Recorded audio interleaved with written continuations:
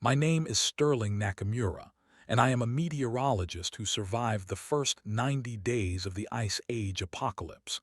When Yellowstone erupted 3 months ago, I stayed at my weather station in Minneapolis while everyone else fled south. I watched civilization collapse as temperatures dropped 40 degrees and never recovered. I made mistakes that cost lives before, but this time my weather predictions became the difference between survival and death for hundreds of people across the frozen wasteland that used to be America. Before we start the video, let us know what country you are tuning in from in the comment section below. Perhaps we will make a story there. Let's begin. My name is Sterling Nakamura, and I am broadcasting to you from what remains of the Minneapolis National Weather Service office. Outside my window, the temperature reads -28 degrees Fahrenheit. It is October 21st, 2024. 3 months ago, this would have been impossible. 3 months ago, Minnesota in July meant 80-degree days and evening baseball games. 3 months ago, the world made sense. I am a senior meteorologist, or at least I was before the government stopped existing. I have been tracking weather patterns for 12 years, ever since I graduated from the University of Minnesota with a degree in atmospheric sciences. My grandfather, Hiroshi Nakamura, predicted weather for Allied forces in the Pacific during World War II. He taught me that patterns never lie, even when everything else does. Especially when everything else does. You need to understand something about meteorologists. We live with the weight of prediction. Every forecast we make affects real lives. People plan their weddings around our 7-day outlooks. Farmers plant crops based on our seasonal projections. Emergency managers evacuate entire cities when we tell them a hurricane is coming. When we get it wrong, people die. 5 years ago, I missed a tornado. It was an F4 that hit Plainview Elementary School on a Tuesday afternoon in May. The atmospheric conditions were there, but I miscalculated the timing by 6 hours. I predicted it would form after the school day ended. Instead, it touched down at 2:15 in the afternoon, right during recess. 12 children died because I was wrong about wind shear patterns and temperature gradients. I tell you this because you need to understand why I stayed in Minneapolis when Yellowstone erupted. Why I am still here, broadcasting from a basement office heated by burning furniture and powered by solar panels I jury-rigged to the roof. When everyone else ran, I stayed because this time, I was not going to let people die from bad weather information. July 18th, 2024 started like any normal Thursday. I arrived at the National Weather Service office at 6 in the morning, same as always. My colleague Janet was already there, updating the weekend forecast. The morning briefing indicated typical summer weather patterns for Minnesota. High-pressure system moving in from the west, temperatures climbing into the low 80s, humidity building toward the weekend. Nothing unusual. At 7:37 in the morning, every seismic monitor in our building started screaming. The Yellowstone Volcano Observatory had been tracking increased seismic activity for weeks, but earthquake swarms are normal there. Yellowstone sits on top of a supervolcano caldera, and it breathes like a sleeping giant. Small earthquakes happen constantly. What was happening that morning was not small earthquakes. I watched the seismograph readings climb beyond anything I had ever seen. The needle was drawing lines that looked like mountain ranges across the paper. Janet called out magnitude numbers that made no sense. 8.2, 8.6, 8.9. Then the readings went off the scale entirely. At 7:41, my phone started ringing. Emergency management coordinators from 3 counties were calling simultaneously. The National Weather Service has direct lines to disaster response teams across our coverage area, and they were all trying to reach us at once. Before I could answer the first call, our satellite feeds from the western United States went dark. That was when I knew we were facing something unprecedented. The first news reports started coming in around 8 o'clock. A massive eruption at Yellowstone National Park. Ash column visible from space. Immediate evacuation of the surrounding area. Initial estimates suggested the ash plume was reaching heights of over 100,000 feet into the atmosphere. I started running calculations immediately. Volcanic ash dispersal depends on wind patterns, particle size, and injection height. Based on the upper-level wind flows that morning, most of the ash should have been carried east and south of the eruption site. Minneapolis, sitting over 1,000 miles northeast of Yellowstone, should have been well outside the primary ash fall zone. Should have been. By 9 o'clock, the first satellite images were coming through our weather service feeds. What I saw made my hands shake as I adjusted the computer screen. The ash plume was not behaving like any volcanic eruption in recorded history. Instead of a typical mushroom-shaped column, this looked like a gray wall stretching across the entire western horizon. The satellite imagery showed ash coverage already spanning from California to Colorado, and it was expanding. Janet pulled up the upper atmospheric wind patterns and called me over to her station. The jet stream was carrying volcanic particulates directly toward the upper Midwest. But that was not the concerning part. The concerning part was the density of the ash cloud. Normal volcanic eruptions inject ash into the atmosphere in concentrations measured in micrograms per cubic meter. Our preliminary readings were showing concentrations in milligrams per cubic meter. The difference might sound small, but in atmospheric science, that represents a 1,000-fold increase in particulate density.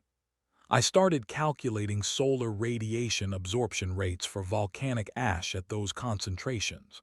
The numbers I was getting made no sense. If my math was correct, the ash cloud would block significant percentages of incoming solar radiation across most of North America, not for days or weeks, but potentially for months. At 10:15, the first phone call came from my sister Emily in Phoenix. She was screaming into the phone about ash falling like snow in Arizona. She said the sky looked like the end of the world, and she was loading her kids into the car to drive to our parents' house in Florida. I told her to leave immediately and not to stop for anything. That was the last time I spoke to Emily. By 11 o'clock, our office was chaos. Every phone line was ringing constantly. Emergency management coordinators wanted to know about ash fall predictions. The state climatologist was calling for long-term impact assessments. The National Guard was requesting weather support for evacuation operations. Local news stations wanted someone to explain what was happening on live television. I spent the morning trying to be reassuring while running calculations that terrified me. On the phone with emergency managers, I explained that Minneapolis should see minimal ash fall and that the primary impacts would be temporary air quality issues. On live television, I described the eruption as a significant but manageable natural disaster. I was lying to everyone, including myself. The atmospheric data I was collecting told a different story. Volcanic ash was not just spreading horizontally through the upper atmosphere. It was stratifying in layers that would persist for months, possibly years. The particulate concentrations were blocking solar radiation at levels comparable to nuclear winter scenarios. By noon, the first ash began falling in Minneapolis. It started as a light dusting that looked almost like snow flurries. People were taking pictures and posting them on social media. Children were trying to catch ash flakes on their tongues. Nobody understood what it meant. I understood what it meant. Volcanic ash in the upper atmosphere creates a greenhouse effect in reverse. Instead of trapping heat near the surface, it reflects solar radiation back into space before it can warm the Earth. The amount of ash being injected into the atmosphere by Yellowstone was sufficient to reduce surface temperatures across the entire northern hemisphere. I started calculating temperature impact models using historical data from previous volcanic eruptions. Mount Tambora in 1815 caused global temperature drops of nearly 2 degrees Fahrenheit and created the year without summer. Krakatoa in 1883 caused temperature anomalies for 3 years. But those eruptions injected maybe 1 cubic mile of ash into the atmosphere. Yellowstone was injecting an estimated 50 cubic miles of ash into the atmosphere, and it was still erupting. At 2 o'clock that afternoon, I received a call from the National Weather Service headquarters in Silver Spring, Maryland. The regional director wanted an immediate assessment of long-term climate impacts for the upper Midwest. He specifically asked for temperature projections for the next 6 months. I gave him the official answer first: temporary cooling effects, possible agricultural impacts, recovery expected within 12 to 18 months. Then I gave him my real calculations. If the eruption continued at current levels for another 24 hours, we were looking at temperature drops of 10 to 15 degrees across the northern United States within 30 days. If it continued for a week, we could see temperature drops of 20 to 30 degrees within 60 days. He asked me to submit my official report by 5 o'clock and to keep my real calculations confidential until further notice. That afternoon, I watched my colleagues begin making evacuation plans. Janet had family in Texas and was planning to drive south over the weekend. Mike from our forecast office had already booked flights to California for his entire family. Sarah from our climate division was taking emergency leave to help her elderly parents relocate from Minnesota to Georgia. Everyone was leaving, and everyone expected the situation to be temporary. I started thinking about my grandfather's stories from World War II. He used to tell me about predicting weather for the invasion of the Philippines using instruments that barely worked and atmospheric data that made no sense. He said the hardest part was not making accurate forecasts. The hardest part was knowing when to trust your calculations even when everyone else thought you were wrong. At 4:30 that afternoon, I submitted 2 reports to National Weather Service headquarters. The official report predicted manageable short-term impacts with full recovery expected by spring of 2025. The unofficial report, marked confidential, predicted catastrophic temperature drops, agricultural collapse, and potential civilizational disruption lasting multiple years. At 5:15, I received a call from my parents in Tampa. They wanted to know if I was safe and when I would be coming to visit them in Florida. I told them I was planning to stay in Minneapolis to monitor the situation and continue weather operations. My mother asked if I thought the eruption was serious enough to warrant them preparing their guest room for extended family visits. I told her yes, and that she should prepare for all of us. That evening, I made the decision that would define the next 3 months of my life. While my colleagues packed their cars and booked flights south, I started stockpiling supplies in the basement of the Weather Service office. I moved emergency food rations, water purification tablets, portable heaters, and backup radio equipment into the building's sub-basement.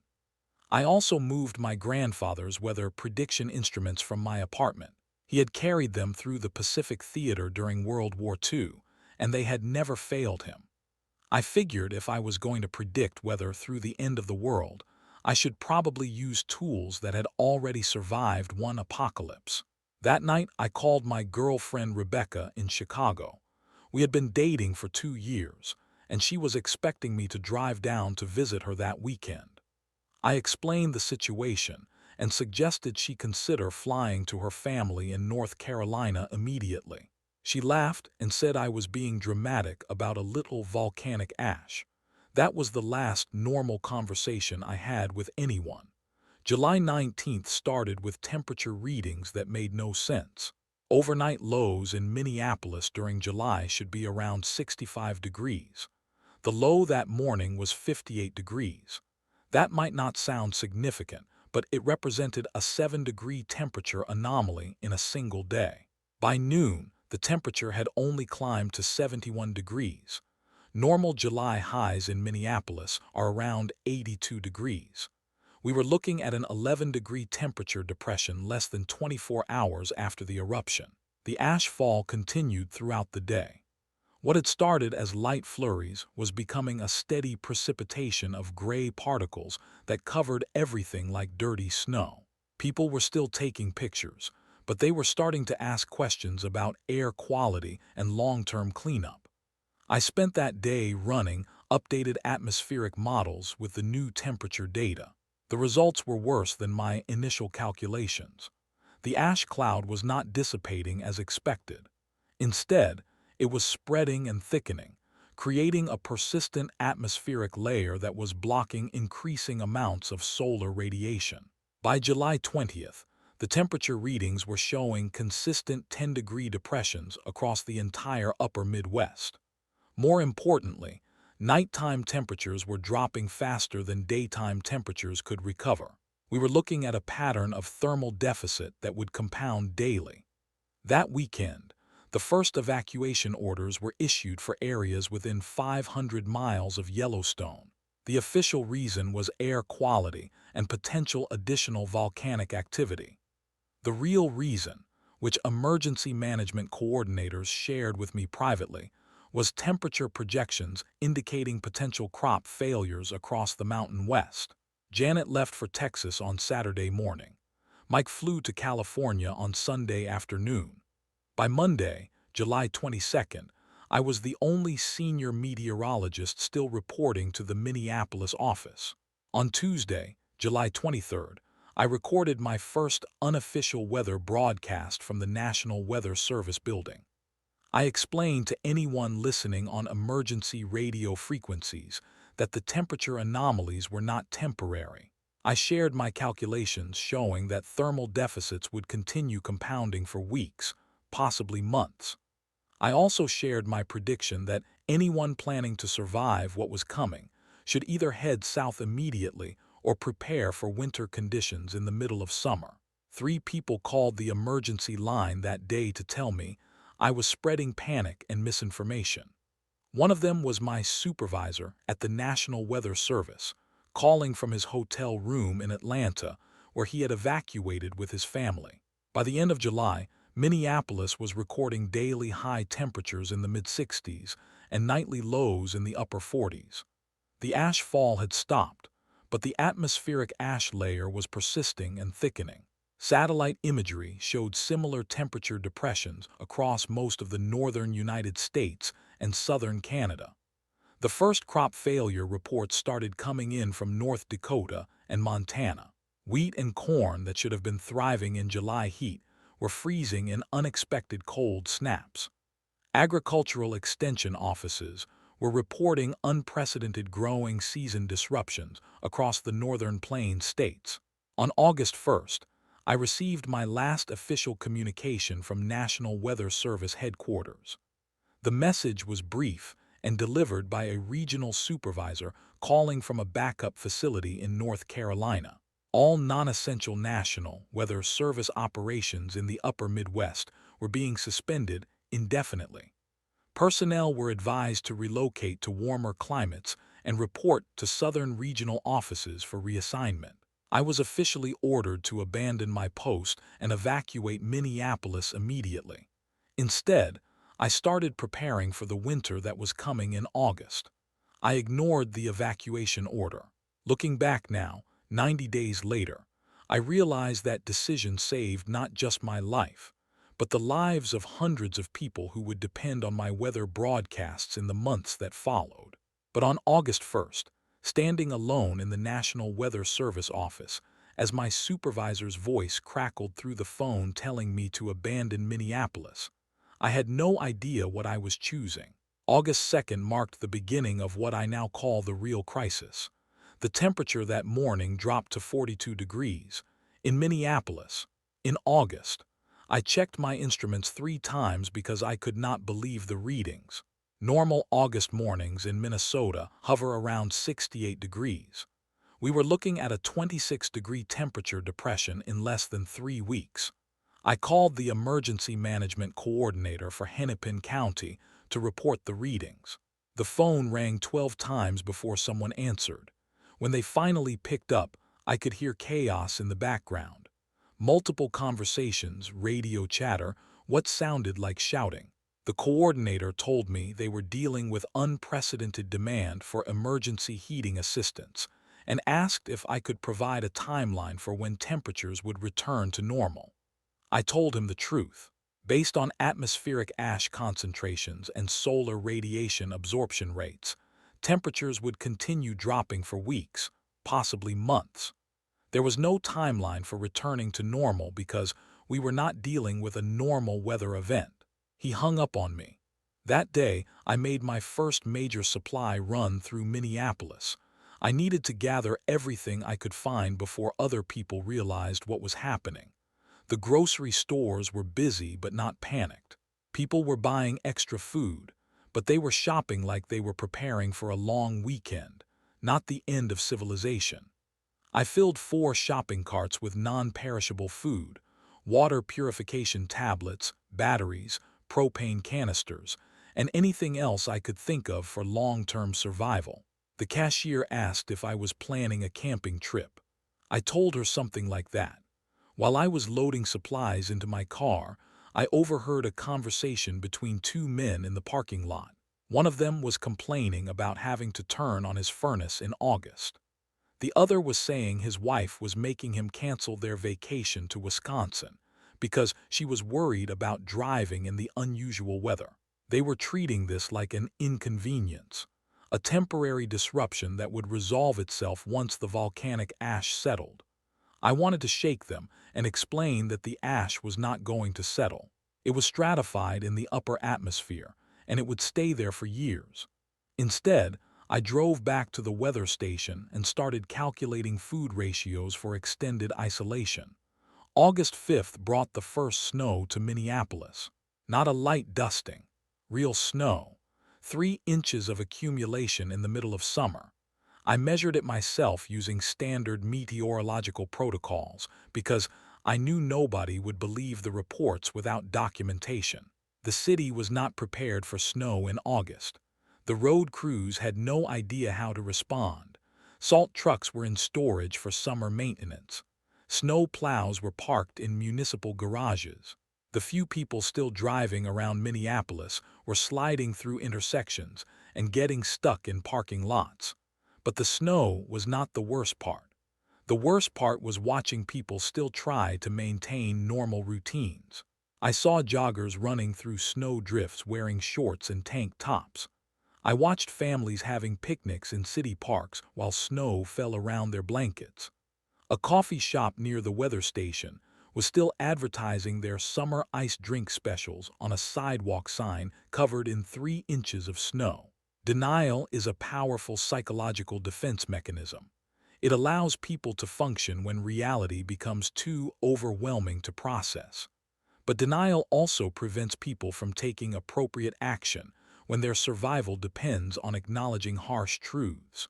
I spent that week trying to reach other meteorologists across the region.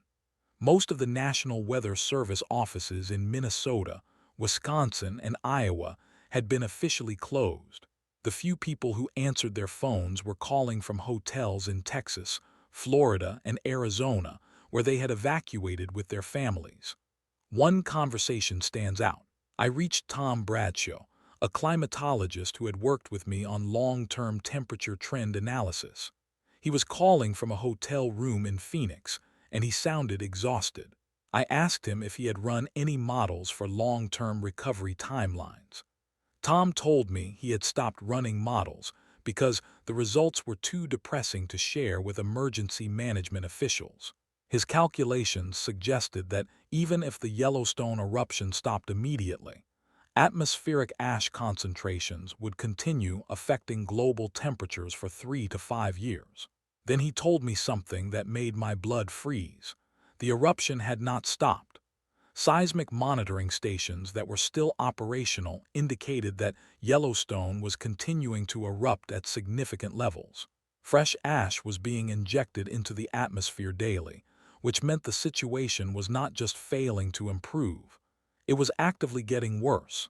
I asked Tom why this information was not being shared publicly. He said federal emergency management agencies were concerned about preventing panic and maintaining social order during the initial crisis response. Official projections being released to the public assumed the eruption would stop within weeks and recovery would begin by autumn. After that conversation, I realized I might be one of the few people in the region who understood the full scope of what was happening. August 10th marked the first major infrastructure failure in Minneapolis.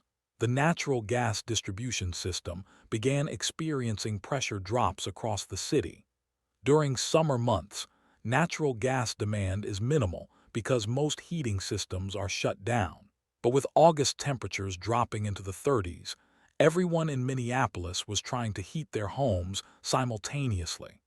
The gas company issued a statement asking residents to minimize heating usage and wear warmer clothing indoors. They explained that the distribution system was designed for winter heating loads, not summer heating loads, and that temporary pressure reductions were necessary to maintain service to essential facilities. What they did not explain was that natural gas infrastructure requires regular maintenance and monitoring that becomes impossible when your workforce evacuates to warmer climates. I started hearing reports of gas leaks across the city, small ones at first, a smell of natural gas in an apartment building basement, a hissing sound near a commercial district gas line.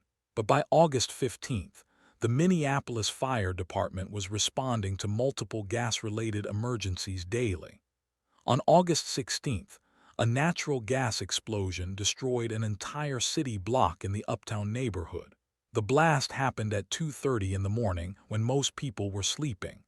I felt the explosion from the weather station, which was over 6 miles away. It sounded like thunder that lasted for 20 seconds.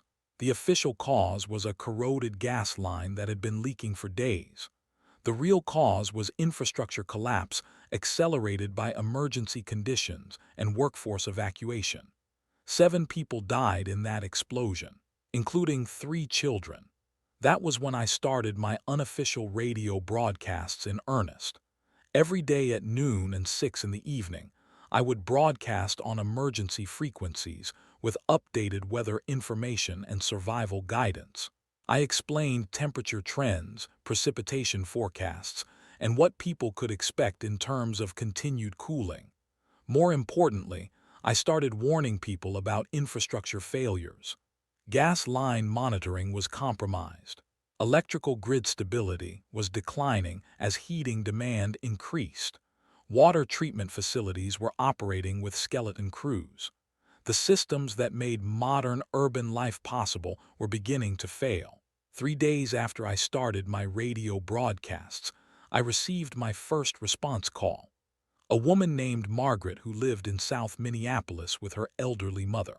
She had been listening to my broadcasts and wanted to know if I thought they should evacuate or try to survive the winter in their house. I asked Margaret about her heating system, food supplies, and emergency preparations. She had an electric heating system that was already struggling to maintain comfortable temperatures. She had maybe 2 weeks' worth of food in her house. She had no backup heating source and no emergency supplies. I told Margaret to leave Minneapolis immediately and drive south until she found somewhere that was not experiencing temperature depressions. I gave her specific routes to avoid areas where other infrastructure failures had been reported. I told her to take only essential items and to leave that day, not tomorrow. Margaret called me back 6 hours later from a rest stop in Iowa. She said the highways south of Minneapolis were packed with vehicles. People were finally starting to evacuate, but they were leaving in numbers that were overwhelming the transportation infrastructure. She also told me something that made me realize the full scope of the crisis. Gas stations along the interstate were running out of fuel, not because of supply shortages, but because so many people were trying to evacuate simultaneously that they were draining stations faster than delivery trucks could refill them. The Great Evacuation of Minneapolis began on August 20th. It was not an organized government operation. It was spontaneous mass panic triggered by cascading infrastructure failures and the realization that August temperatures were not returning to normal. I watched from the weather station windows as streams of vehicles moved south on Interstate 35. Cars loaded with possessions, moving trucks carrying entire households, buses packed with people who did not own vehicles. The exodus continued for 3 days straight, but not everyone could leave. Elderly people who were too frail to travel, families who could not afford gas for a 1,000-mile trip to warmer climates, people with medical conditions that required specialized care, individuals who simply could not accept that their home city was becoming uninhabitable. I estimated that approximately 200,000 people evacuated Minneapolis during those 3 days. But Minneapolis had a metropolitan population of over 3 million people. That meant most people were staying, either by choice or by necessity. The people who stayed were the ones who would need my weather broadcasts most desperately. August 25th brought the first hard freeze to Minneapolis, 28 degrees overnight. In August, I documented the temperature readings and transmitted them on my radio broadcasts, along with warnings about protecting water pipes and securing additional heating sources. That morning, I made another supply run through the city. The grocery stores that were still open had been mostly emptied during the evacuation panic, but I found something more concerning than empty shelves. I found stores that had been abandoned entirely. Doors standing open, cash registers left unlocked, employees simply gone. The economic infrastructure that supported food distribution was collapsing along with the physical infrastructure that supported utilities and transportation. I loaded my car with everything I could find in abandoned stores: canned food, bottled water, medical supplies, winter clothing that people had left behind. I also gathered tools, hardware supplies, and anything else that might be useful for extended survival. While I was loading supplies, an elderly man approached me in the parking lot of a hardware store. He introduced himself as Frank and said he had been listening to my radio broadcasts. He asked if I really thought the cold weather was permanent. I explained the atmospheric science behind volcanic winter effects and solar radiation absorption. I told him that based on continued eruption activity at Yellowstone and current ash concentrations, we were looking at temperature depressions lasting years, not months. Frank nodded and said he had figured as much. Then he asked if I thought Minneapolis would become completely uninhabitable. I told him the truth. Minneapolis could be survivable for people with adequate heating, food storage, and emergency supplies. But it would require survival skills and preparation that most urban residents did not possess. The city as we knew it was already gone. Frank thanked me for my honesty and said he was planning to stay in his house until the end. He had lived in Minneapolis for 73 years, and he was not going to die anywhere else.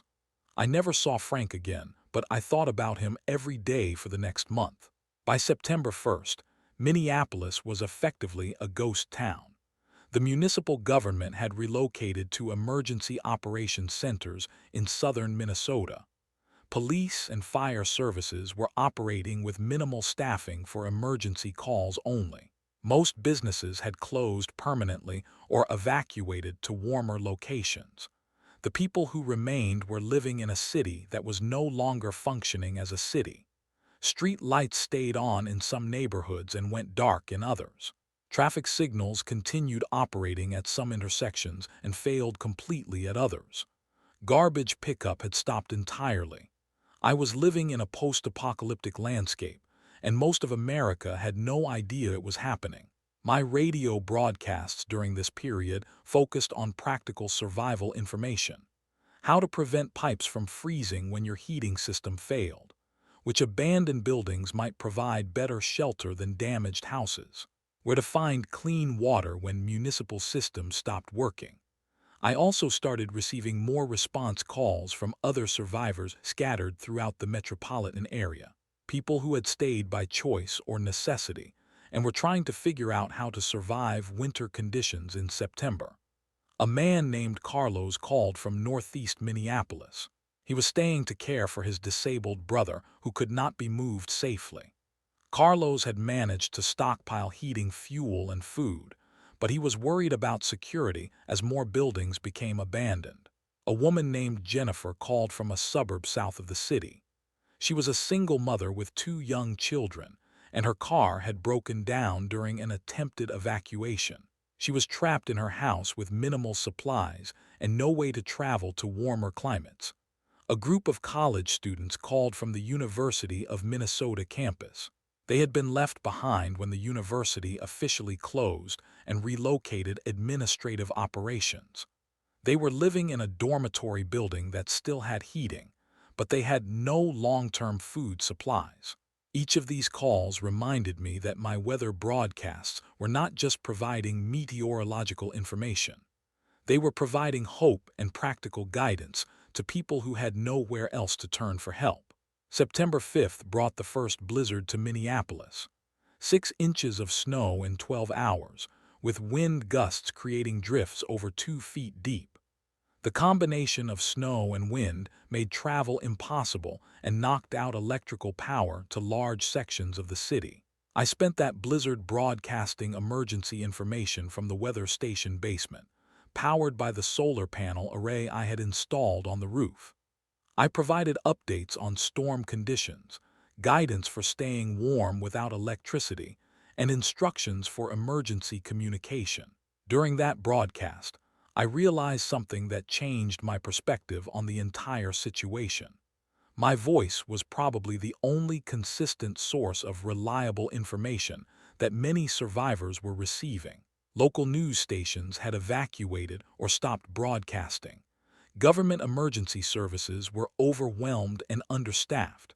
Cell phone networks were unreliable due to tower failures and power outages. For people scattered across Minneapolis and the surrounding area, my twice-daily radio broadcasts had become their primary connection to accurate information and human contact. September 10th marked my last attempt to leave Minneapolis.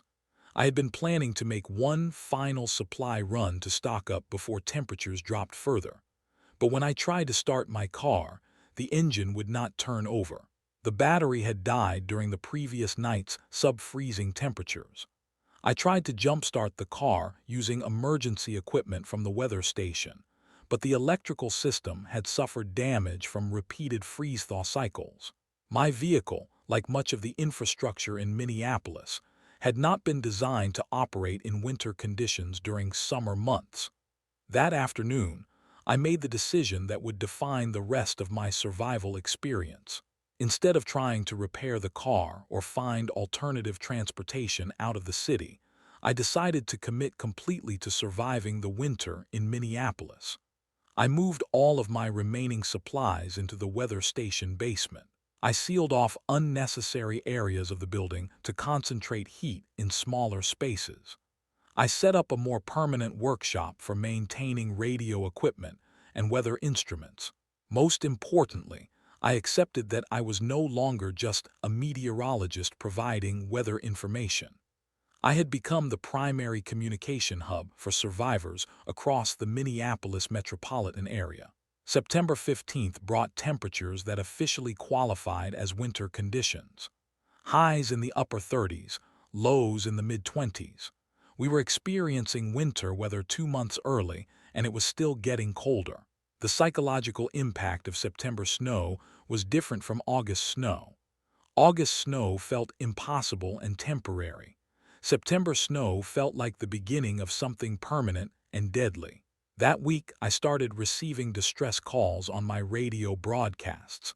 People who were running out of heating fuel. Families with medical emergencies who could not reach hospitals. Elderly residents who were trapped in houses without functioning heat. I did what I could to help. I provided information about emergency shelters that were still operating. I connected people with medical emergencies to volunteer groups that were attempting to provide assistance. I shared locations where survivors could find abandoned supplies. But I also had to acknowledge the limitations of what I could accomplish from a basement in South Minneapolis. I was one person with limited resources trying to provide assistance to thousands of people scattered across hundreds of square miles. The hardest calls were from people who were dying.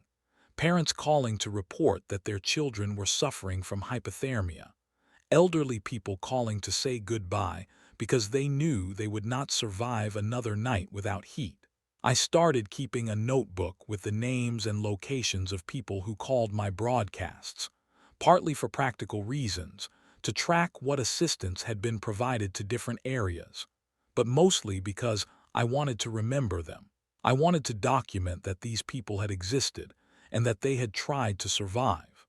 By September 20th, I estimated that I was in regular radio contact with approximately 300 survivors across the Minneapolis area. Some were individuals living alone in abandoned buildings. Others were families trying to maintain some semblance of normal life in houses without reliable heating. A few were organized groups that had banded together for mutual assistance and resource sharing.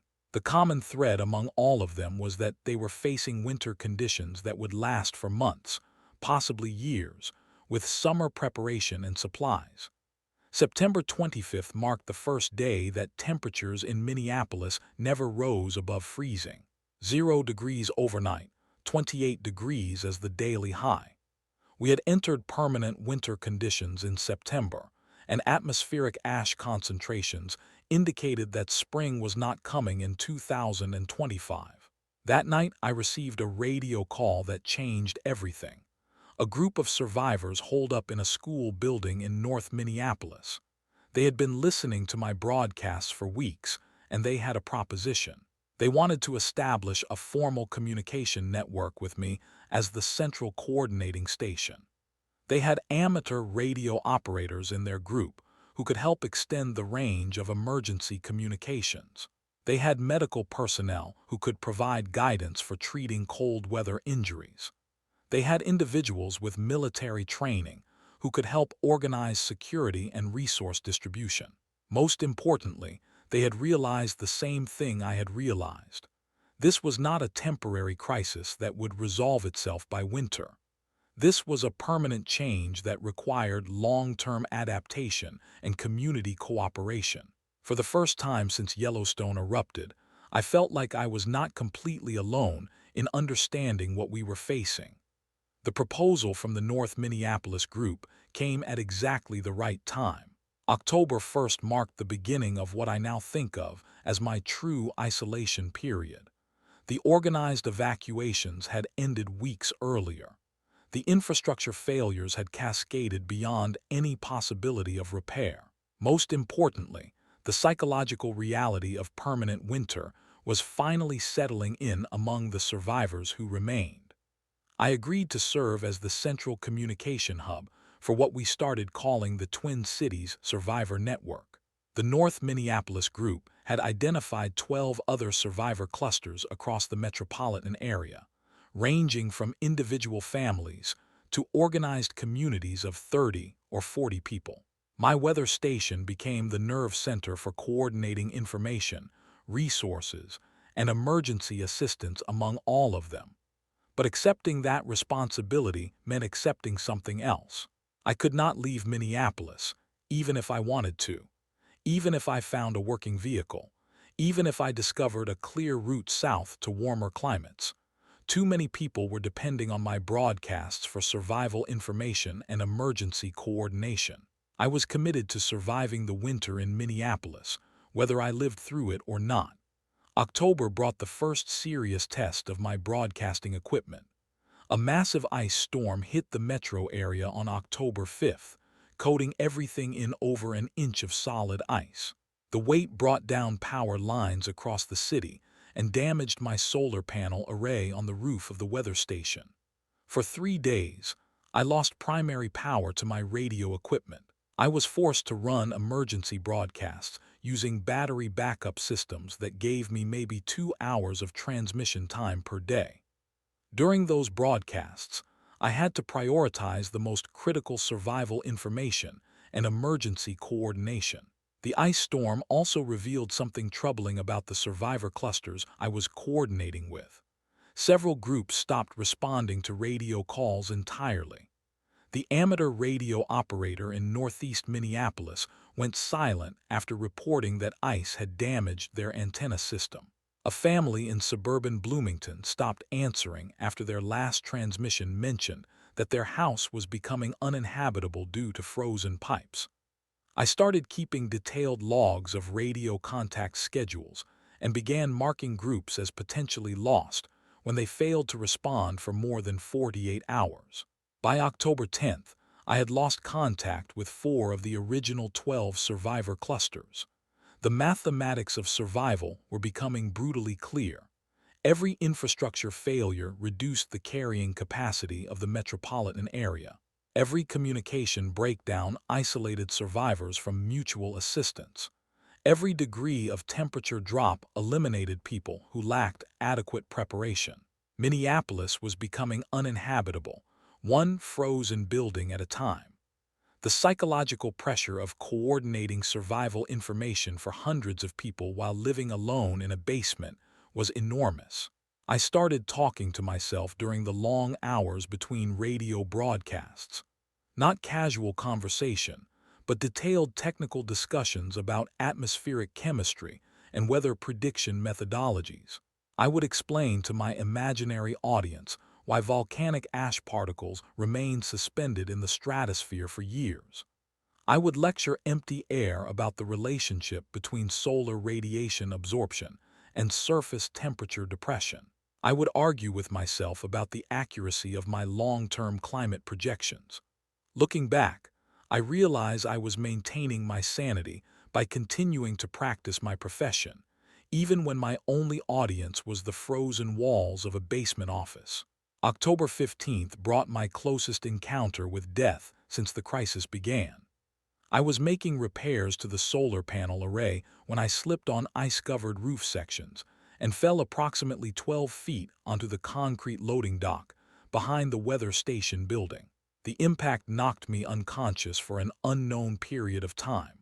When I regained consciousness, I was lying in 2 inches of snow with a severe headache and what felt like broken ribs on my left side. The temperature was approximately 15 degrees below zero, and I was not wearing adequate clothing for extended exposure. I managed to crawl back into the building and get to the basement, but the injury left me with limited mobility for over a week. During that period, I missed several scheduled radio broadcasts and was unable to perform routine maintenance on critical equipment. The most terrifying part of that experience was not the physical injury. It was the realization that I had no backup plan if I became incapacitated. If I had died on that loading dock, the entire Twin Cities survivor network would have lost their primary means of coordination and communication. 300 people were depending on one person with no safety net and no redundancy planning. I spent my recovery period developing contingency protocols for radio equipment operation and emergency broadcasting. I recorded detailed instructions for maintaining the weather instruments and solar power systems. I documented all the survivor cluster locations and contact schedules. If something happened to me, the next person who found the weather station would at least have the information necessary to continue providing basic survival coordination.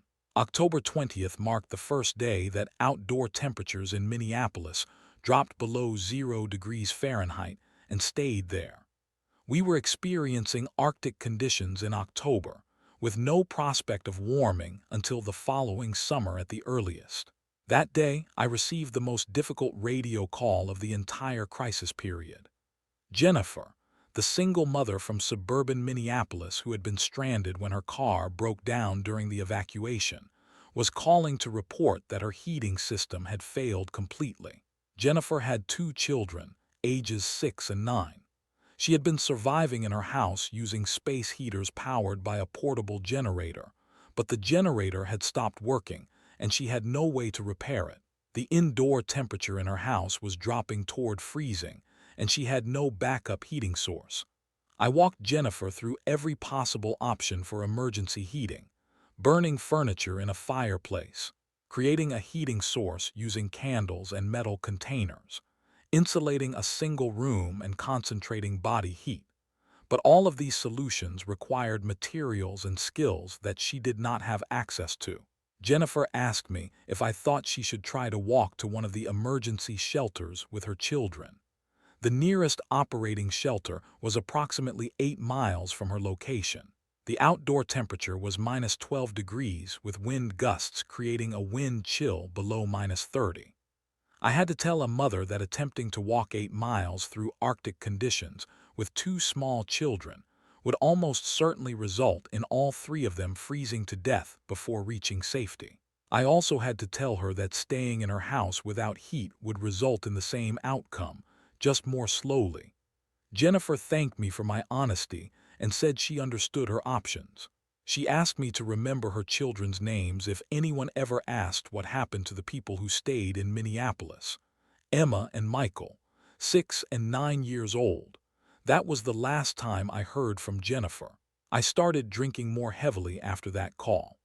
I had managed to stockpile several bottles of whiskey during my supply runs, originally intended for use as antiseptic and emergency trade goods. But listening to Jennifer die slowly over the radio while being unable to provide any meaningful assistance broke something fundamental in my psychological defenses. For 3 days, I broadcast drunk, not obviously intoxicated, but definitely impaired. I made calculation errors in my weather forecasts. I provided inconsistent information about resource availability. I forgot to follow up on emergency calls from other survivor groups. On October 24th, Carlos from Northeast Minneapolis called me out during a scheduled broadcast. He told me directly that I sounded different and asked if I was having problems that were affecting my ability to coordinate survival information. Carlos had been one of my most reliable contacts since the beginning of the crisis. He was caring for his disabled brother while maintaining regular radio contact with several other survivor families in his neighborhood. If Carlos was questioning my reliability, it meant other people were probably questioning it too. I realized that my psychological breakdown was not just affecting my own survival. It was potentially compromising the survival of everyone who depended on my broadcasts for critical information and emergency coordination. That afternoon, I poured the remaining alcohol down a floor drain and made a commitment to maintain professional standards regardless of the emotional toll. November 1st brought the psychological milestone that everyone had been dreading. It was officially winter, and outdoor temperatures in Minneapolis were already colder than typical January conditions. We were facing a winter that would last until at least May, possibly longer, with temperatures that could drop well below anything the city had ever experienced. I started receiving radio calls from people who were not asking for practical survival assistance. They were asking for permission to give up. An elderly couple in South Minneapolis called to say they had run out of heating fuel and food. They wanted to know if I thought they had fulfilled their obligation to try to survive, or if they should feel guilty about choosing to die peacefully instead of continuing to struggle. A man who had been caring for his elderly mother called to report that she had died during the night from hypothermia. He wanted to know if there was any point in continuing to live alone in a house that was becoming uninhabitable. A group of teenagers who had been surviving in an abandoned warehouse called to ask if I thought anyone would remember them if they did not make it through the winter. These calls were the hardest part of my entire experience as a survivor. I was not qualified to provide psychological counseling or spiritual guidance. I was a meteorologist trying to help people survive unprecedented weather conditions. But I was also the only consistent human voice that many of these people heard from day to day. For isolated survivors facing impossible circumstances, my radio broadcasts represented their primary connection to hope and human community. I started ending each broadcast with a simple message. Tomorrow would be another day. Weather conditions might change. New survival opportunities might develop. As long as people stayed alive, possibilities remained open. It was not much, but it was honest. And in a situation where most official information had proven false or inadequate, honesty was the most valuable thing I could offer. November 10th brought my first major equipment failure. The main radio transmitter that I had been using for broadcasts developed problems that reduced my transmission range, to less than half of its normal coverage area. Several survivor groups that had been regular contacts suddenly could not receive my signals clearly. I spent 2 days trying to repair the transmitter using spare parts and improvised components. The problem was electrical damage caused by repeated power fluctuations and extreme temperature changes. The equipment had not been designed to operate in Arctic conditions for extended periods. While I was working on repairs, I missed contact with a survivor group in western Minneapolis that had been checking in daily. When I finally reestablished communication, I learned that they had attempted a supply run to an abandoned grocery store and encountered hostile survivors who had claimed the building as territory. 2 people from the western Minneapolis group had been injured in a confrontation over food supplies. They needed medical assistance, but the volunteer medical team that had been providing emergency care had lost their transportation and could not reach them. This was the first time I had to coordinate a complex emergency response involving multiple survivor groups and resource sharing.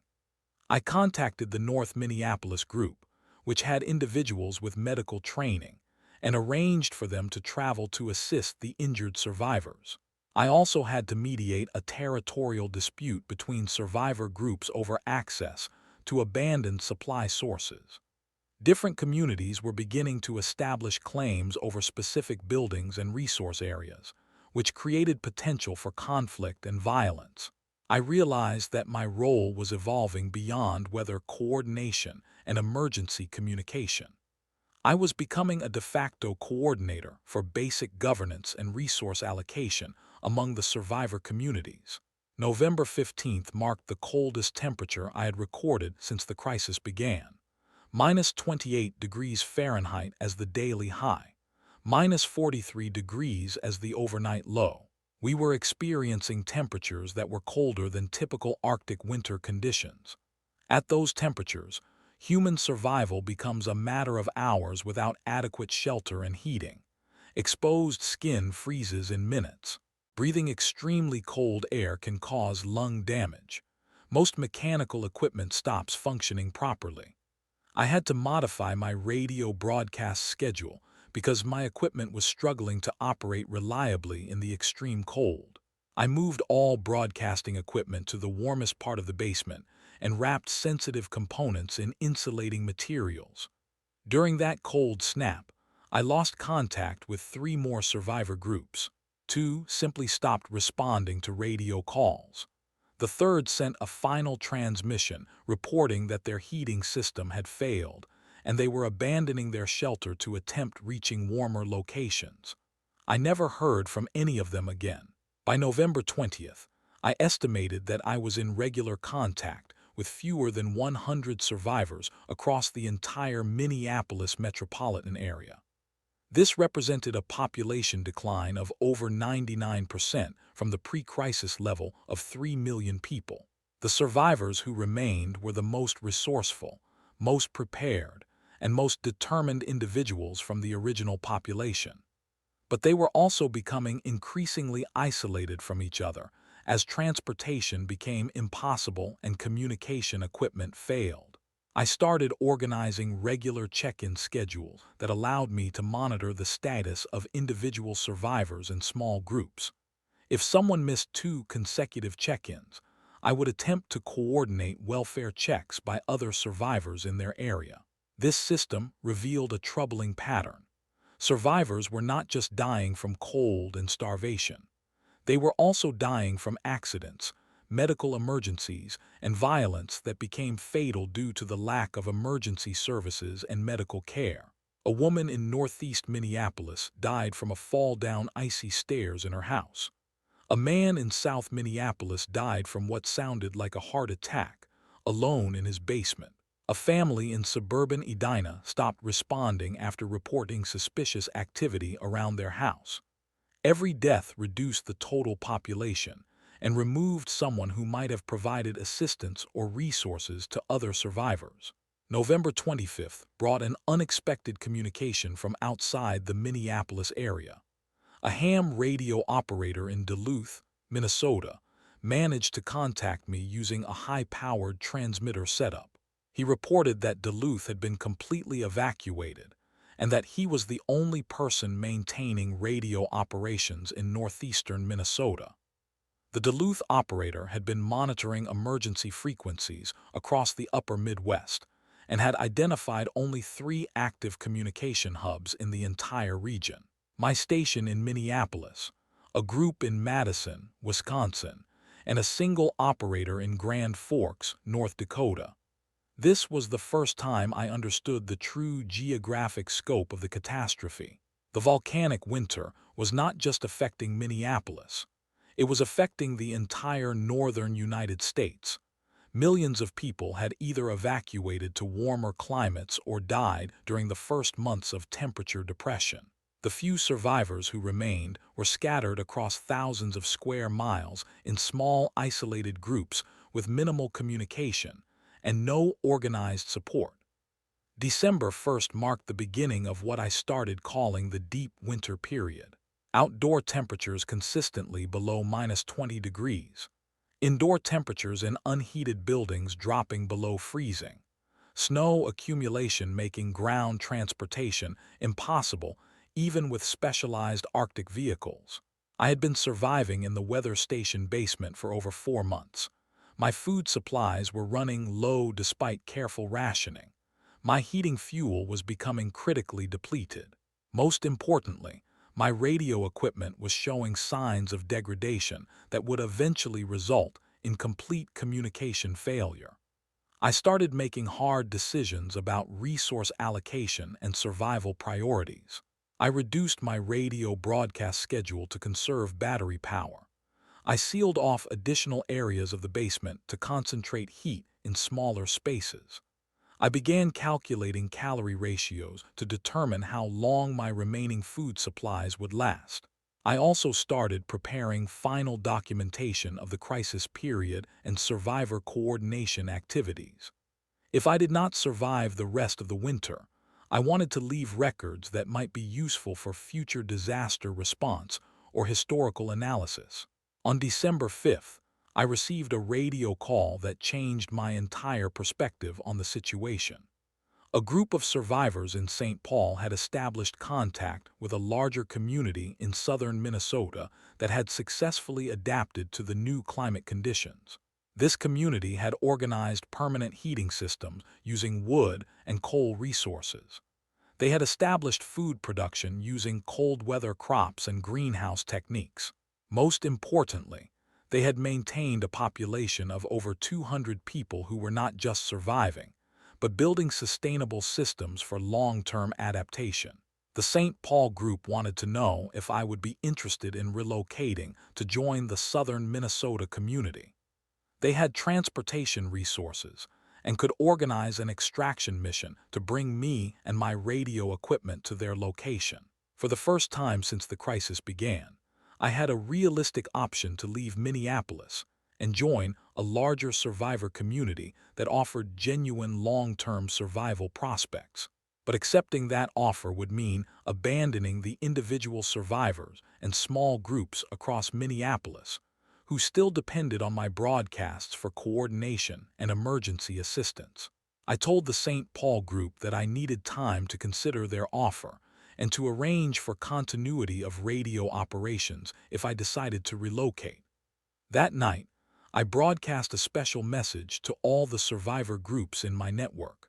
I explained the opportunity to join the southern Minnesota community and asked for their input on whether I should maintain radio operations in Minneapolis or relocate to provide better long-term coordination services. The response was immediate and unanimous. Every survivor group that responded urged me to accept the relocation offer. They understood that my long-term survival was more important than short-term radio coordination, and they wanted me to have the best possible chance of living through the crisis. Carlos from Northeast Minneapolis summed up the consensus in his response call. He said that I had already done more to help people survive than anyone had a right to expect. If I had an opportunity to join a sustainable community, I should take it without guilt or hesitation. But making that decision would require abandoning the weather station that had been my home for 4 months and leaving behind the radio network that had become my primary purpose for survival. Most importantly, it would require trusting my life to strangers who claimed to offer safety in a world where safety had become the rarest commodity of all. I made the decision to stay in Minneapolis on December 8th, not because I thought it was the smartest choice for my personal survival, but because I realized something fundamental about my role in the survivor network. I was not just providing weather information and emergency coordination. I had become the voice that reminded people they were not alone in an empty world. The St. Paul group understood my decision, even though they disagreed with it. They agreed to maintain regular radio contact and to serve as a relay station for communication with the southern Minnesota community. More importantly, they committed to organizing supply runs to Minneapolis whenever weather conditions permitted travel. This arrangement gave me access to resources and support from the larger survivor community, while allowing me to continue serving the isolated individuals and small groups who had no other options for assistance or human contact. But it also meant accepting that I would spend the rest of the winter in conditions that were becoming increasingly dangerous and unsustainable. December 10th brought the first organized supply delivery from the St. Paul group. 3 people on snowshoes managed to reach the weather station carrying backpacks loaded with food, medical supplies, and replacement parts for radio equipment. The trip took them over 6 hours to cover 12 miles through snow drifts and sub-zero temperatures. The leader of the supply team was a woman named Sarah, who had been an emergency medical technician before the crisis. She spent 2 hours in my basement checking my physical condition and teaching me basic medical care techniques for cold weather injuries and malnutrition. Sarah told me bluntly that I was showing signs of severe stress, inadequate nutrition, and possible early-stage hypothermia from prolonged exposure to cold conditions. She said I needed to improve my heating situation immediately, or I would not survive until spring. She also brought news from the outside world that changed my understanding of the global situation. The southern Minnesota community had established radio contact with survivor groups as far away as Texas and Florida. The volcanic winter was affecting weather patterns across the entire continent, but southern states were experiencing manageable temperature drops rather than the catastrophic conditions we were seeing in the upper Midwest. More importantly, Sarah reported that federal and state governments were beginning to organize relief operations for the affected regions. Emergency shelters were being established in warmer climates. Transportation assistance was being provided for evacuation of survivors from the most severely affected areas. But these relief operations were focused on organized evacuation, not on supporting people who chose to remain in uninhabitable areas. From the government perspective, anyone still living in Minneapolis by December was considered unreachable and probably beyond assistance. I asked Sarah about the timeline for potential recovery and return to normal conditions. She said the southern Minnesota community had been in contact with atmospheric scientists who were monitoring the Yellowstone eruption and global ash concentrations. The scientific consensus was that volcanic winter conditions would persist for at least 18 to 24 months, possibly longer if the eruption continued at current levels. Even after ash concentrations began to decrease, recovery to normal temperature patterns would take additional years. We were not surviving a temporary crisis. We were adapting to a new climate reality that would define the rest of our lives. December 15th marked my first successful long-distance radio contact since the crisis began. Using improved antenna equipment provided by the St. Paul supply team, I managed to establish communication with a survivor group in Rochester, Minnesota, over 80 miles south of Minneapolis. The Rochester group reported significantly better survival conditions than what we were experiencing in the Minneapolis area. Their temperatures were still well below normal for December, but they were maintaining above zero conditions during most days. More importantly, they had access to agricultural resources and were successfully producing food using greenhouse and cold weather farming techniques. Through the Rochester Group, I was able to establish indirect contact with survivor communities across southern Minnesota, northern Iowa, and western Wisconsin. For the first time since August, I had access to information about survival conditions and recovery efforts across a multi-state region. This expanded communication network revealed patterns that helped me understand the geographic scope and long-term implications of the volcanic winter. The temperature depression was most severe in northern latitudes and areas with high elevation. Coastal regions were experiencing moderated conditions due to thermal buffering from large bodies of water.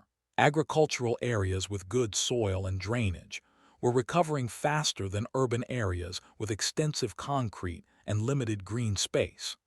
Minneapolis was experiencing some of the worst conditions in the entire affected region due to its northern latitude, continental climate, and urban heat island disruption.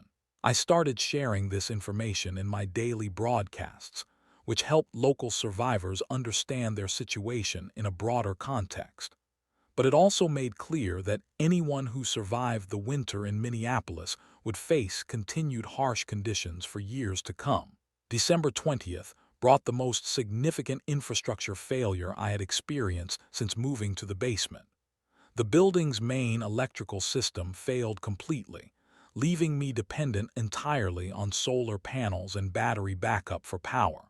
The failure happened during a 3-day period of overcast conditions that prevented solar charging of my battery systems. For the first time since beginning regular broadcasts, I was forced to suspend radio operations due to inadequate power. During the communication blackout, I lost contact with 2 survivor groups that had been regular check-ins. When I finally restored radio operations, I learned that one group had assumed I had died and had attempted to reach the St. Paul community on foot. They were caught in a blizzard and suffered severe frostbite injuries that left one person permanently disabled. The second group had interpreted my communication silence as a sign that radio coordination was no longer reliable. They had decided to abandon their shelter and attempt evacuation to warmer climates using a snowmobile they had managed to repair. I never re-established contact with the second group. This incident made me realize how much responsibility I had accepted by becoming the primary communication hub for the survivor network. When I failed to maintain regular broadcasts, people made survival decisions based on incomplete information that put them in additional danger. I started developing backup protocols for emergency communication during power failures. I identified other survivors in the network who had amateur radio equipment and could serve as temporary relay stations if my primary equipment failed. Most importantly, I began training other people in basic weather monitoring and emergency broadcasting techniques. If something happened to me, the survivor network needed other options for coordination and information sharing. Christmas Day, December 25th, was the coldest day I had recorded since the crisis began. -38 degrees as the daily high, -51 degrees as the overnight low. At those temperatures, exposed skin freezes in less than 2 minutes. Breathing becomes painful and potentially dangerous. I spent Christmas alone in the basement, maintaining minimal radio operations and trying to conserve body heat and battery power. I had not spoken to another human being in person for over 2 weeks. The isolation was becoming as dangerous to my survival as the cold and food shortages. That evening, I received Christmas messages from survivor groups across the network. Carlos and his brother from Northeast Minneapolis. The college students who were still surviving in the University of Minnesota dormitory. A family in suburban Burnsville who had been maintaining regular check-ins since November. Each group took time to express gratitude for the radio coordination and to share information about their Christmas celebrations. The college students had organized a small party using improvised decorations and shared food supplies. The Burnsville family had maintained their tradition of Christmas dinner despite having to cook over a wood fire. These messages reminded me that people were not just surviving the volcanic winter. They were maintaining human connections and cultural traditions that gave meaning to survival beyond mere biological persistence. I ended my Christmas broadcast with readings from my grandfather's weather logs from World War II. He had maintained detailed records of atmospheric conditions during the Pacific Campaign, including entries from Christmas Day 1943, when he was stationed on a remote island monitoring weather for military operations. His Christmas entry that year noted that weather prediction was particularly important during holidays because it reminded people that patterns continue and change is constant, even during the most difficult circumstances. December 30th brought news that changed my entire perspective on the survivor situation in Minneapolis. Sarah from the St. Paul group contacted me with information about a federal evacuation operation being planned for the Twin Cities area. The Federal Emergency Management Agency was organizing a large-scale rescue mission to extract remaining survivors from Minneapolis and St. Paul during January. The operation would use military vehicles and personnel specifically equipped for Arctic conditions. Anyone who wanted to evacuate would be transported to emergency shelters in warmer climates with full support for resettlement and recovery assistance. The operation represented the first organized government response to the Minneapolis survivor situation since the initial crisis period. But participation in the evacuation would be voluntary, and anyone who chose to remain would not receive additional rescue opportunities. The federal government was making one final attempt to extract survivors, after which Minneapolis would be considered abandoned and uninhabitable. I had to make the most important decision of my life: accept evacuation and join the larger recovery effort in warmer climates, or stay in Minneapolis and continue serving the people who could not or would not leave. I broadcast the evacuation information to all survivor groups in my network and asked for their intentions regarding participation. The response was mixed and complicated. The college students decided to accept evacuation immediately. They had been surviving in increasingly dangerous conditions and recognized that their long-term prospects in Minneapolis were poor. Carlos and his brother decided to stay. His brother's medical condition made evacuation risky, and they had established a sustainable survival situation in their neighborhood. The Burnsville family was divided. The parents wanted to evacuate for the sake of their children, but they were concerned about leaving their elderly relatives who were too frail to travel. Each survivor group faced different circumstances and different trade-offs between the risks of staying and the uncertainties of evacuation and resettlement. January 2nd brought the arrival of the federal evacuation team in Minneapolis. I watched from the weather station windows as military vehicles moved through the city streets for the first time since the initial crisis period. The evacuation team contacted me directly using military radio equipment and requested information about survivor locations and transportation access. I provided detailed maps and contact information for all the groups in my network. The team leader was a National Guard officer named Lieutenant Martinez, who had been coordinating disaster response operations across the upper Midwest. He told me that Minneapolis was the most severely affected city they had encountered, and that most survivors they had found were in critical condition, requiring immediate medical attention. Lieutenant Martinez also asked me about my own evacuation plans. I explained my role as the communication coordinator for the survivor network and my commitment to maintaining radio operations for people who chose to remain. He told me bluntly that anyone who stayed in Minneapolis past February would probably not survive until spring. The military assessment was that the city had become fundamentally uninhabitable, and that even the most prepared survivors were facing impossible conditions. But he also acknowledged that some people would refuse evacuation for personal or family reasons, and that continued radio coordination might mean the difference between life and death for those individuals. January 5th marked the beginning of the most intense week of my entire crisis experience. The federal evacuation operation was running at full capacity, extracting survivors from across the metropolitan area and transporting them to processing centers for medical evaluation and resettlement assistance. I spent 12 to 14 hours per day coordinating between evacuation teams and survivor groups, providing location information, medical status reports, and transportation access guidance, helping people make final decisions about evacuation versus staying, arranging for transfer of supplies and equipment to people who were remaining in the city. The most difficult part was coordinating family separations. Several survivor groups included people who could not travel safely mixed with people who needed immediate evacuation. Parents had to choose between leaving elderly relatives behind or keeping their children in deadly conditions. I helped arrange communication protocols so that evacuated family members could maintain contact with relatives who stayed in Minneapolis. But I also had to acknowledge that many of these separations would probably be permanent.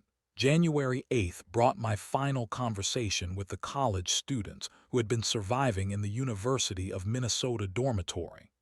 They were among the last groups scheduled for evacuation, and they wanted to express their gratitude for the radio coordination that had helped them survive for 5 months.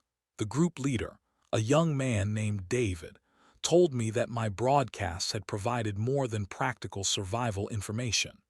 They had provided hope and human connection during the darkest period of their lives. David also asked me to promise that I would continue broadcasting for as long as possible, because other people still in Minneapolis would need the same hope and connection that had helped his group survive. I promised him that I would maintain radio operations until either the equipment failed or I was no longer physically capable of broadcasting. January 10th marked the end of the federal evacuation operation. Lieutenant Martinez contacted me for a final status report and to confirm my decision to remain in Minneapolis. The evacuation had successfully extracted 137 survivors from the Minneapolis metropolitan area. These were people who had survived 5 months of volcanic winter conditions through a combination of preparation, resourcefulness, and extraordinary luck.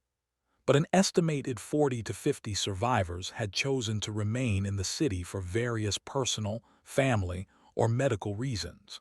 These people would face the rest of the winter with no prospect of additional rescue or outside assistance. I was now the primary communication coordinator for what might be the last permanent human population in Minneapolis. Lieutenant Martinez left me with additional medical supplies, radio equipment, and emergency rations. He also left me with a satellite communication device that would allow me to contact federal emergency management if conditions became absolutely desperate. But he made clear that using the satellite device would likely result in a dangerous rescue attempt that might fail, and would definitely be the last assistance I could expect from outside sources. January 15th brought the psychological reality of true isolation. For the first time since the crisis began, I knew that I was completely cut off from the outside world, except for my radio network of remaining survivors. No more supply deliveries from St. Paul. No more federal evacuation options. No more contact with the larger survivor communities that were rebuilding in warmer climates. I was committed to surviving the rest of the winter, using only the resources I had accumulated and the mutual assistance that remaining survivors could provide to each other. But I was also finally free to focus entirely on serving the people who had nowhere else to turn for help and no other options for human connection. For the first time since Yellowstone erupted, I felt like I understood my true purpose in the new world that was emerging from the collapse of the old one. I was not just a meteorologist providing weather information. I was not just a radio operator coordinating emergency assistance.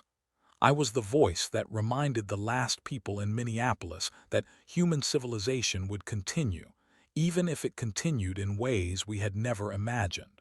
The true test of our survival began on January 20th, when I received a distress call that would define everything that came after. A group of children was trapped in Jefferson Elementary School in South Minneapolis. The school had been abandoned since August, but these children had been hiding there with an elderly custodian who had been caring for them since their families evacuated or died during the early crisis period. The custodian, a man named Robert, had suffered what sounded like a heart attack during the previous night.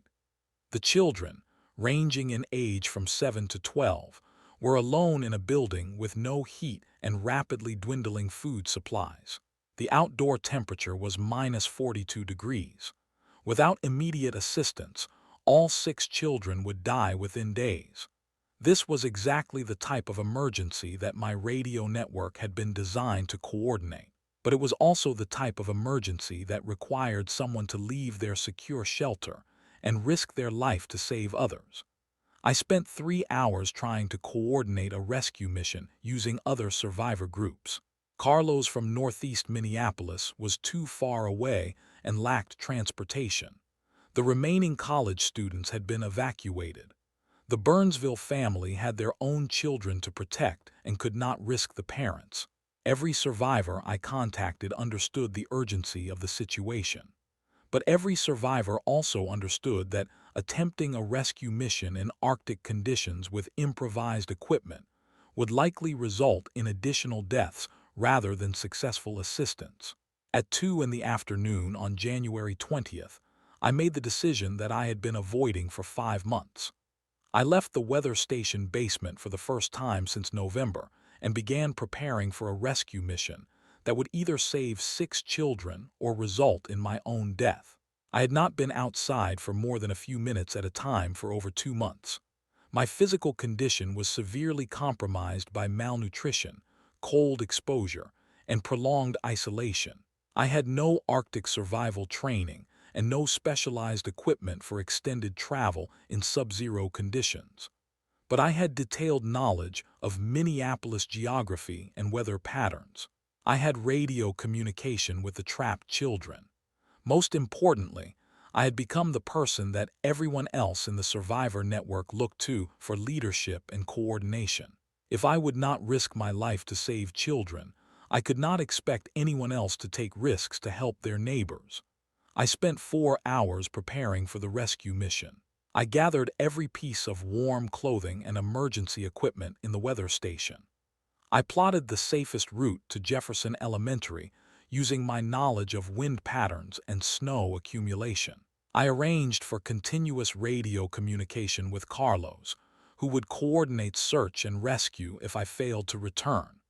Most importantly, I recorded detailed instructions for maintaining the radio network and continuing weather broadcasts if something happened to me. At 6:30 in the evening on January 20th, I left the weather station and began the most dangerous journey of my life. The distance from the weather station to Jefferson Elementary was approximately 3 miles. Under normal conditions, this would represent a 1-hour walk through familiar city streets. Under current conditions, it represented a potentially fatal expedition through Arctic wasteland. The snow accumulation was over 4 feet deep throughout most of the city. The wind chill was approaching minus 60 degrees. Visibility was limited due to blowing snow and the complete absence of street lighting or building illumination. I had estimated that the journey would take 4 to 6 hours, depending on conditions and obstacles. I had brought enough emergency supplies for 12 hours of exposure, which should have provided adequate safety margin for unexpected delays. But I had not anticipated how severely my physical condition had deteriorated during 5 months of basement survival. Within the first hour, I was exhausted and struggling to maintain body temperature despite wearing multiple layers of insulation. My breathing was labored due to the extreme cold and physical exertion. Most critically, I was becoming disoriented due to the uniform landscape of snow-covered buildings and abandoned vehicles. At 8:15 that evening, I contacted Carlos on my portable radio to report my position and request navigation assistance. He was able to guide me using landmark references and help me identify the correct route toward the school. But Carlos also reported that my voice sounded weak and that I appeared to be developing symptoms of hypothermia and exhaustion. I had been traveling for less than 2 hours and was already approaching the limits of my physical capability. The second hour of the journey brought my closest encounter with death since the crisis began. I fell through weak ice covering a storm drain and became trapped in chest-deep snow and freezing water. The shock of the cold water immediately began inducing hypothermia symptoms that could have been fatal within minutes. I managed to extract myself from the drainage area and continue toward the school, but my clothing was now wet and freezing, which dramatically reduced my insulation and cold protection. I was forced to stop every few hundred yards to perform emergency warming exercises and prevent complete loss of body heat. During one of these warming stops, I contacted the children at Jefferson Elementary to update them on my progress and assess their condition. The oldest child, a 12-year-old girl named Maria, reported that they had found additional blankets and were staying together in a single classroom to share body heat. But Maria also reported that two of the younger children were showing signs of severe cold exposure, and that their food supplies would be exhausted by the following morning. I was racing against time to reach children who were dying slowly while I was dying quickly from the rescue attempt. At 10:45 that evening, after over 4 hours of travel, I finally reached Jefferson Elementary School. The building was completely dark and appeared abandoned, but I could see faint light from a flashlight in one of the ground floor windows. I used my radio to contact Maria and coordinate entry into the building. The main doors were frozen shut, but she was able to guide me to a side entrance that could be opened from the inside. When I finally entered the classroom where the children were sheltering, I found 6 kids huddled together under every piece of fabric they could find in the building. The indoor temperature was approximately 15 degrees above zero. The children were conscious and responsive, but showing clear signs of malnutrition and cold exposure. More importantly, I found Robert, the custodian who had been caring for them. He was unconscious but still breathing. Based on my basic medical training from Sarah, he appeared to be suffering from cardiac symptoms complicated by hypothermia and dehydration.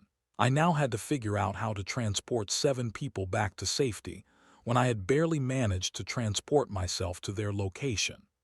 The original plan had been to lead the children back to the weather station, where I had adequate heat and food supplies for extended care. But my physical condition after the rescue journey made it clear that attempting a return trip with children would result in multiple deaths from exposure. I contacted Carlos and explained the situation. After consultation with other survivor groups, we developed an alternative plan. I would remain at the school with the children and Robert while other survivors organized a relay system to bring supplies and assistance to our location. This plan meant abandoning the weather station that had been my home and operational base for 5 months. It also meant accepting responsibility for keeping 7 people alive in a building with no heat and minimal supplies.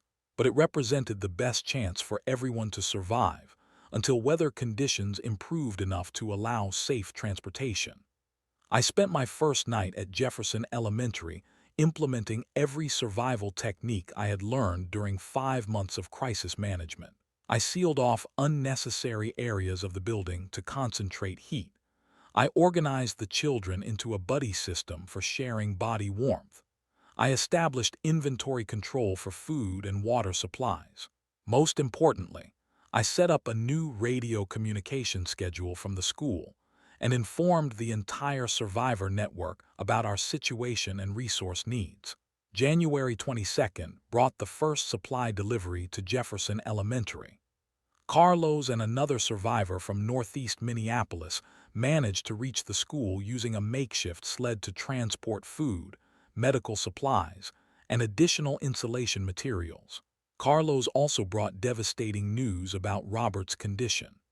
Based on his symptoms and medical history that the children provided, Robert had suffered a massive heart attack and would require professional medical care to survive. Even if we managed to keep him alive, he would need evacuation to a functioning hospital.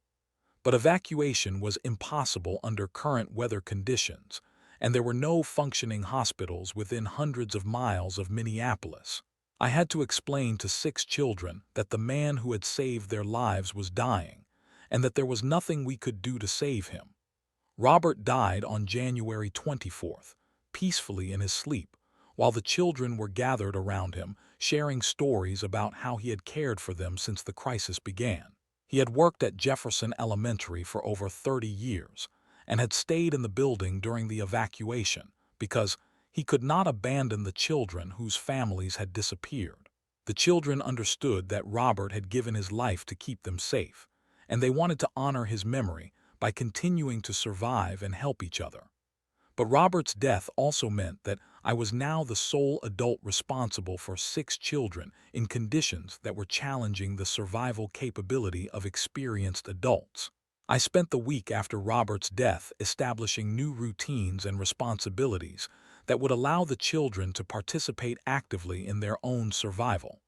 Maria, the 12-year-old, became my assistant for radio communication and resource management.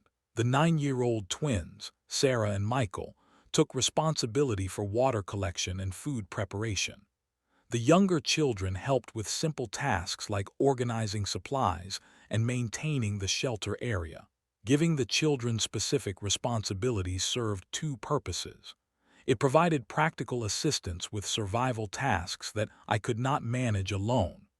More importantly, it gave them a sense of control and purpose that helped prevent the psychological breakdown that could be as dangerous as physical threats.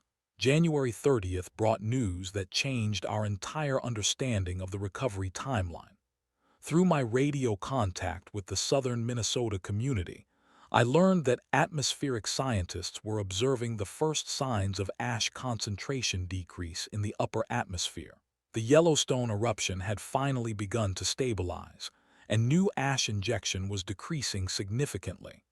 Weather models suggested that temperature recovery might begin earlier than originally projected, possibly by late spring rather than late summer. This was the first genuinely positive news about long-term recovery that I had received since the crisis began. But even accelerated recovery would mean several more months of winter conditions that we would have to survive using current resources and capabilities. February 5th marked the establishment of what I started calling the Jefferson Elementary Community. Through radio coordination, I had arranged for 3 other survivor groups to relocate to the school building, creating a community of 15 people who could share resources and provide mutual assistance. The new residents included Carlos and his brother from northeast Minneapolis, a family of 3 from suburban Bloomington, and 2 elderly women who had been surviving alone in separate locations. Having 15 people in the school created new challenges for resource management and interpersonal relationships. But it also created opportunities for specialization and division of labor that improved everyone's survival prospects.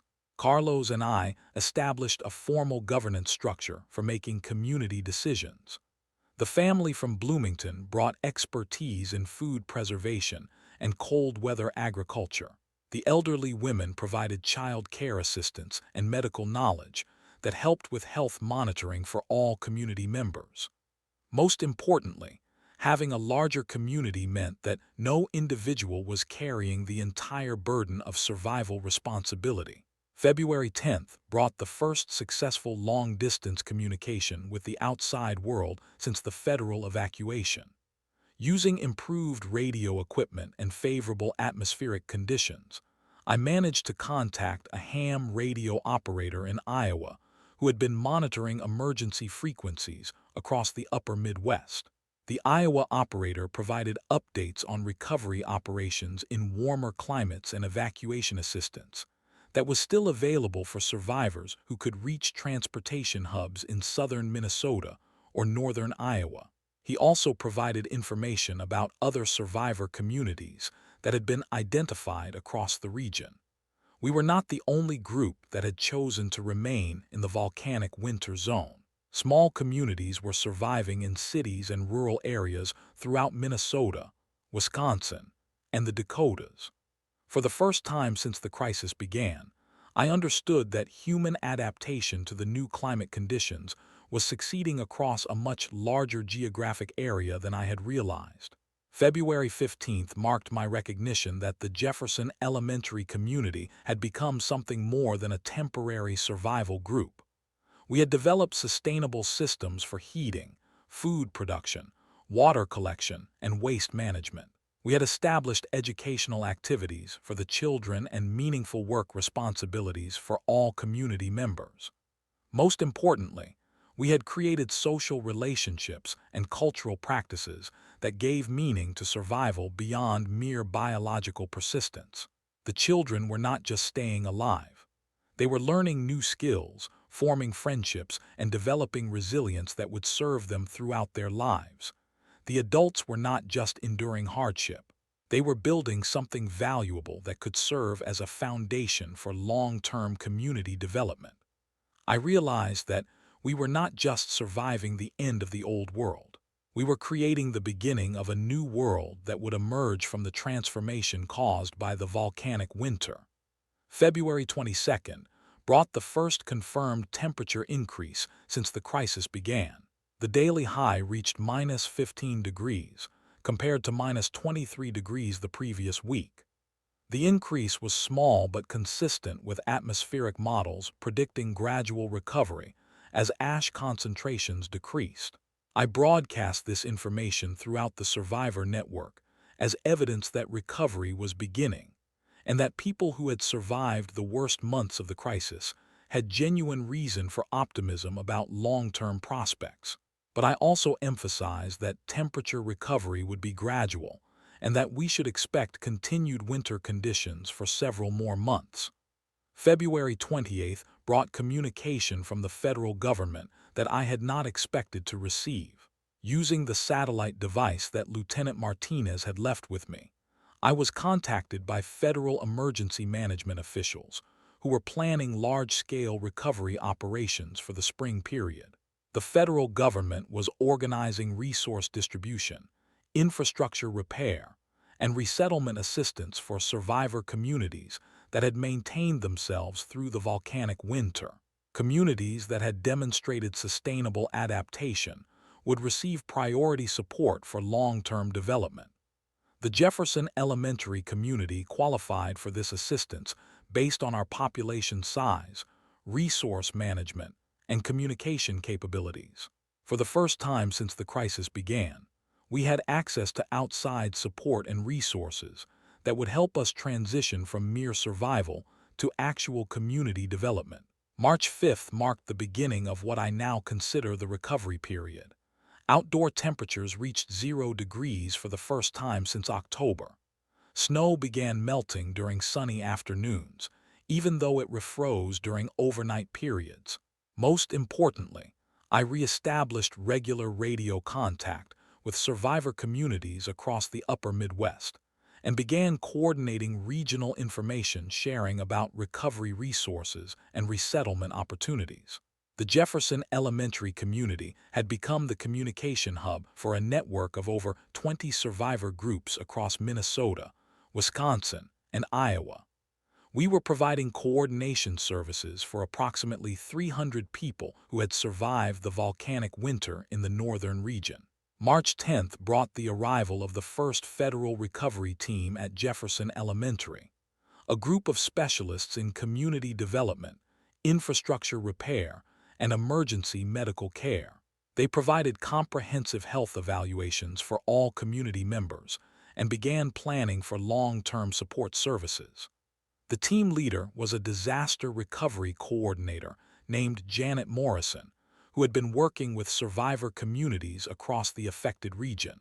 She told me that the Jefferson Elementary community was one of the most successful adaptation examples she had encountered.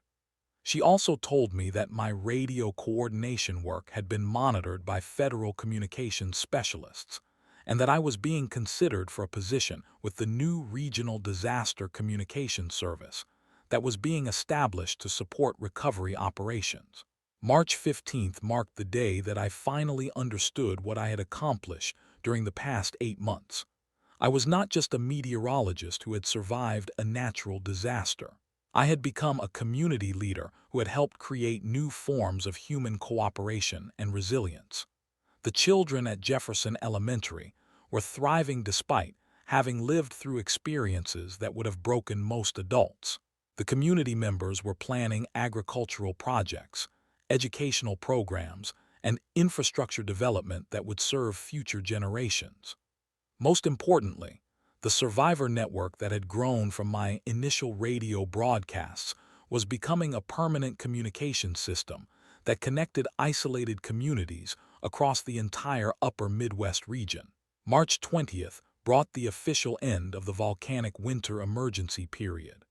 Federal meteorologists confirmed that atmospheric ash concentrations had decreased to levels that would allow normal temperature patterns to resume by summer. The recovery to pre-crisis conditions would take several years, but the immediate survival crisis was over. But March 20th also brought my realization that I did not want to return to pre-crisis conditions. The world that had existed before Yellowstone erupted was the world that had left children abandoned in empty schools and elderly people dying alone in frozen houses. The world we were building at Jefferson Elementary was a world where people took care of each other because they understood that individual survival depended on community cooperation. Today is March 21st, which marks exactly 8 months since the Yellowstone eruption changed everything.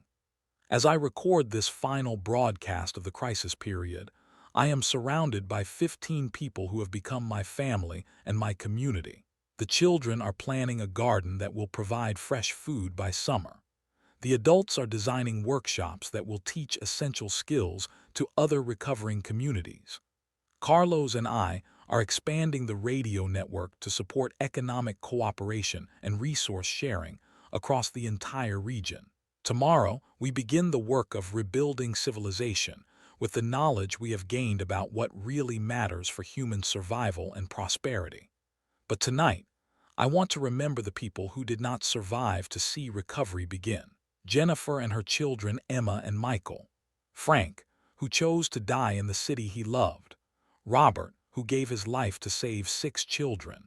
The hundreds of other individuals whose names I recorded in my notebook and whose stories deserve to be remembered. They did not die because they were weak or unprepared. They died because they lived through circumstances that no human beings should have to endure. Their lives mattered, and their struggle gave meaning to those of us who survived to continue the work of building a better world. This is Sterling Nakamura, broadcasting from Jefferson Elementary Community in Minneapolis, Minnesota. The emergency is over, but the work of recovery has just begun. To anyone listening to this message in the future, remember that human beings can survive anything if they take care of each other. Tomorrow will be another day, and as long as we stay alive, possibilities remain open.